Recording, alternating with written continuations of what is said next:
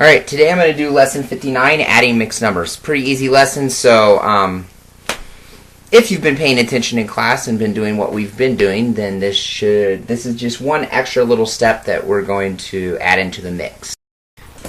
Alright, so one of the main rules for adding and subtracting fractions is you cannot add or subtract them if the denominator is different. Okay, so we have a 2 and a 6. Those are different numbers. So we can't add 2 1/2 plus 1 1/6 until you find a common denominator.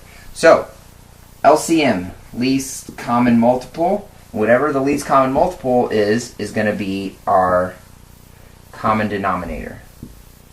Okay, so the two numbers we're finding, going to try to find an LCM for are 2 and 6, our two denominators. So 2, 4, 6, 8, 10. Now if you do the multiples of 6, you'll have 6, 12, 18, 24, so on and so forth. Okay, so it's easy to see that 6 is our common multiple. Okay, so that's going to be our LCM, and it's also going to be our common denominator. Alright, so the next part is, I think, is the most difficult part of adding and subtracting fractions and mixed numbers is finding the numerator. Basically, what you're saying is, what fraction do I multiply 1/6 by that will give me an equivalent fraction to 1/6 that has a 6 in the bottom? Okay, and that is, what times 6 equals 6? And of course, that's 1, so it's 1 over 1. 6 times 1 is 6. 1 times 1 is 1.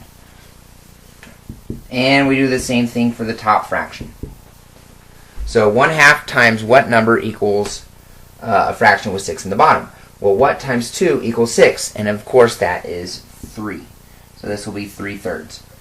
Okay, 2 times 3 is 6. 1 times 3 is 3. Now, everything I've just taught, I've already taught in previous lessons. The only new step to adding mixed numbers is remembering to take, when you rewrite the problem, you copy it down normal first, top to bottom. Then you rewrite the problem. When you rewrite the problem, you do everything the same. The only difference is you take your whole number, whoop, and don't forget to bring that over to the problem that you've rewritten. And of course, this whole number too, whoop. And there they go. Now you can add them up. 3/6 plus 1/6 is going to be 4/6. And 2 plus 1 is 3. And of course, 4/6 can be reduced to 2/3. And just like over here, don't forget your whole number, 3. So your answer for this problem is 3 and 2/3. Let's do one more.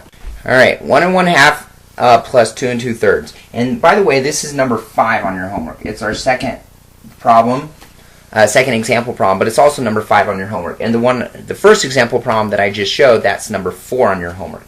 Okay. So we're going to here's our original problem. We're going to rewrite the problem. We need a common denominator.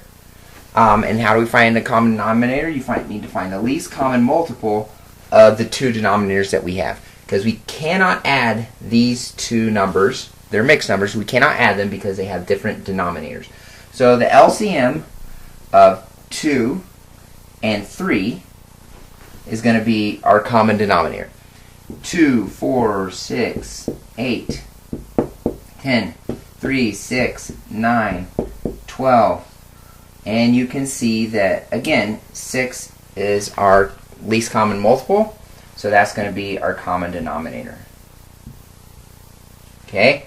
Now the most difficult part, to figure out what you're going to multiply those two by to get a equivalent fraction that has a 6 on the bottom. 2 times what equals 6? And of course that is 3, so we're going to use 3/3. 2 times 3 is 6, 1 times 3 is 3. 3/6 equals 1/2. Don't forget your whole number, 1. That's the only new step to this lesson. 3 times what equals 6? Well, that's going to be 2. 3 times 2 is 6, 2 times 2 is 4. And what I forget, I'm sure you guys are yelling at your computer right now, don't forget the whole number, 2. Bring the 2 over. Then we're going to add those.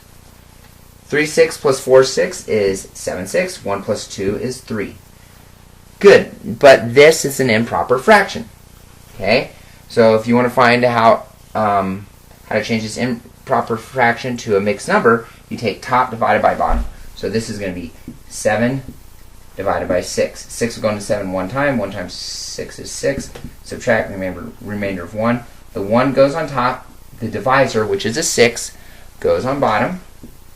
So 7/6 is the same as 1 and 1/6. So I'm going to add 3 plus 1 is going to be 4. And then don't forget the 1/6. So that is your answer. Alright, hopefully that lesson made sense. You guys have an awesome day.